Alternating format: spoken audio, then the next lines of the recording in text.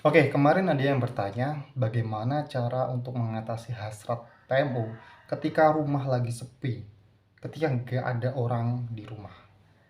Ini kebanyakan orang yang kecanduan PMO pasti pernah ngalami momen seperti ini, pernah ngalami kesempatan kayak gini, dan saya juga pernah ngalamin.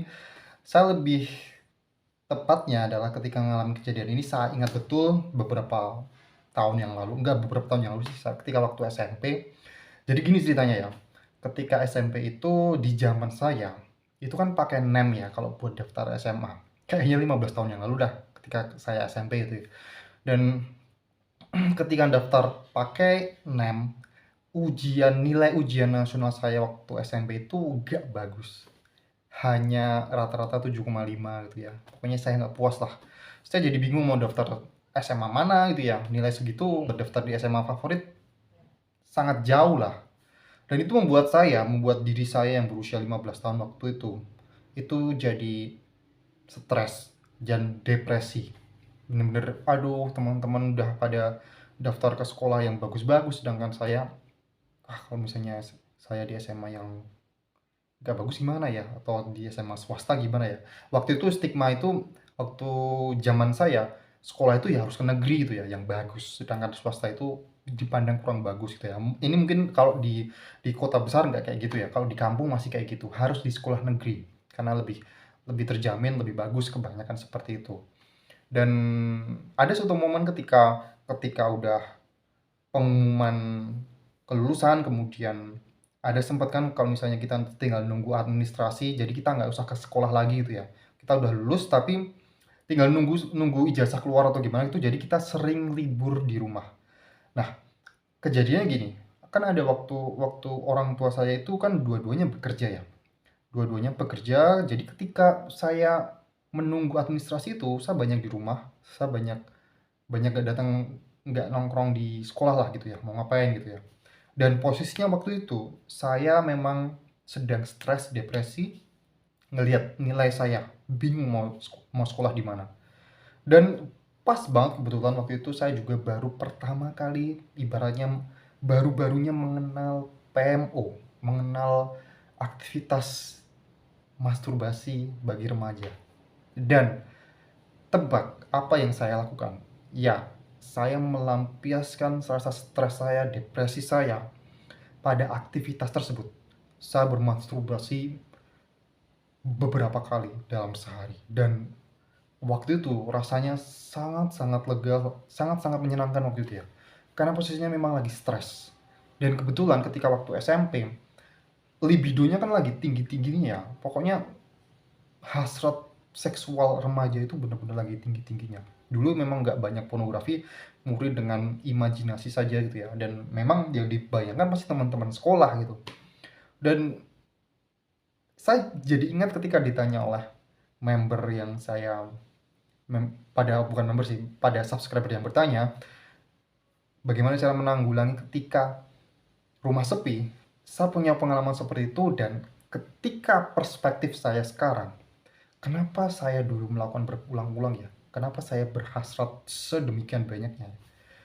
Problemnya adalah bukan karena kita ngerasa sange, bukan karena kita merasa hasrat kita naik, bukan karena gara-gara rumah sepi kemudian kemudian kita jadi pengen melakukan aktivitas PMO, kita pengen bermasturbasi. Tapi problemnya sebenarnya pada diri kita sendiri, pada kondisi mental kita sekarang. Apakah mungkin gara-gara kita itu kesepian karena semua orang itu nggak ada di rumah? Kemudian apakah karena kita depresi? Apakah karena kita merasa rendah diri? Selalu begini, aktivitas PMO itu selalu menjadi coping mechanism dari perasaan yang kita miliki waktu itu. Menjadi pelarian akan selalu seperti itu. Jadi bukan karena kita pengen PMO.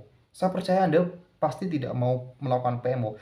Tapi karena kita ngerasa butuh pelarian.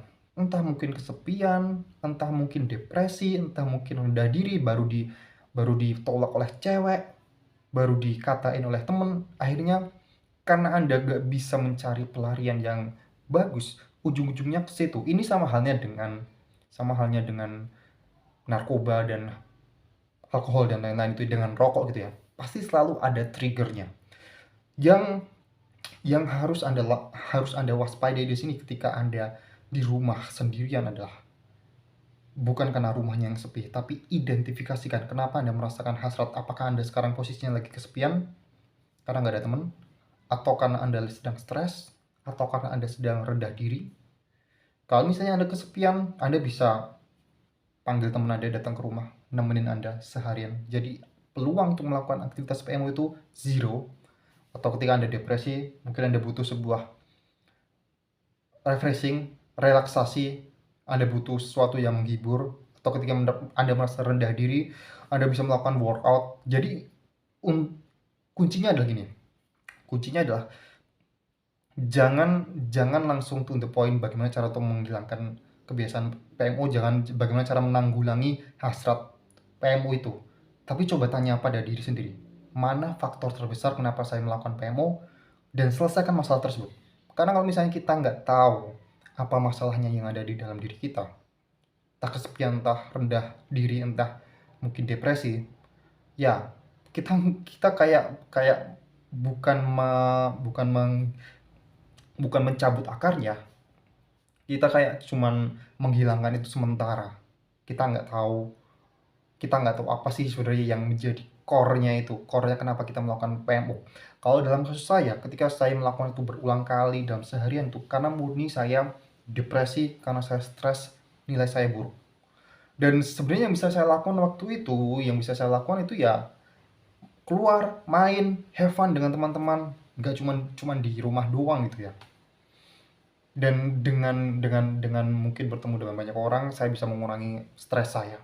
Bagaimana ya, mungkin karena dulu waktu SMA, dulu waktu SMP itu, waktu remaja itu saya nggak tahu informasi tentang relaksasi, meditasi dan lain-lain, dan kemudian seperti itu, hal-hal seperti itu.